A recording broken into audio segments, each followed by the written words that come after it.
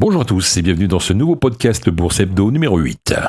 Cette semaine, les marchés ont été marqués par une volatilité accrue, influencée par des facteurs économiques et politiques majeurs. Aux États-Unis, Wall Street a connu des mouvements contrastés. Les indices ont initialement reculé, préoccupés par des incertitudes entourant la politique monétaire de la Réserve fédérale et les tensions commerciales. Cependant, en fin de semaine, un rapport sur l'inflation a montré une progression légèrement inférieure aux attentes, apaisant les craintes des investisseurs et permettant au marché de clôturer plutôt en hausse. En Europe, les principales places boursières ont également fait face à des défis. Le CAC 40, l'indice phare de la Bourse de Paris, a terminé en légère baisse. Cette performance s'inscrit dans un contexte de préoccupation croissante concernant les perspectives économiques et les politiques monétaires. Les menaces dans les prochains mois sur de nouvelles taxes douanières émises par le nouveau président américain Donald Trump ont ajouté une pression supplémentaire sur le marché européen, accentuant les craintes d'une escalade des tensions commerciales transatlantiques.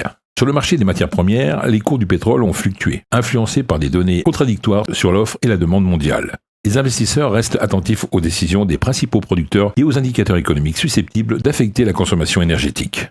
Le marché des crypto-monnaies a connu une volatilité significative, marquée par des mouvements notables des principales devises numériques. Le Bitcoin a enregistré une baisse de 15%, passant sous la barre des 100 000 $. Cette chute est attribuée à des déclarations prudentes de Jerome Powell, président de la Fed, concernant la possibilité d'une réserve stratégique en Bitcoin. Ethereum a également subi une baisse avec une chute de 20% depuis son sommet récent. Revenant à un niveau autour des 3 400 $, cette correction s'inscrit dans un contexte de marché global baissier pour les crypto-monnaies. L'autorité des marchés financiers AMF illustrant une volonté accrue de régulation du secteur. Voilà, merci à tous d'avoir écouté ce podcast Bourse Hebdo numéro 8. On se retrouve la semaine prochaine.